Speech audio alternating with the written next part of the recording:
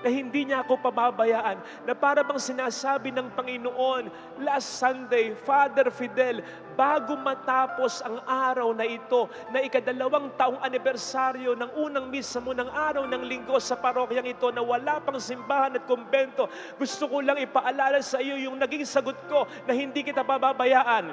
Father Fidel, bago matapos ang araw na ito, sa huling dalawang misa mo, gusto kong ipaalala sa iyo, tinupad ko yung pangako ko.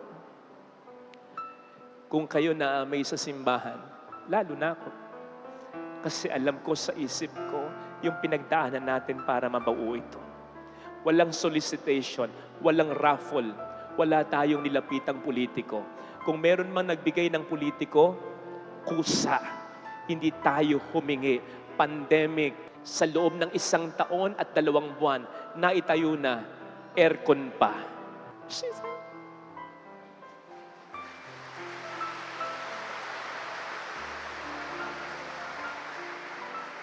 Mga kapatid, anuman ang problema mo ngayon, pinagdarasal kita, sana ma-encourage ka ng asawa mo, ng anak mo, ng kapatid mo, ng mga taong mahalaga sa iyo kasi kailangan mo na ma-encourage ka.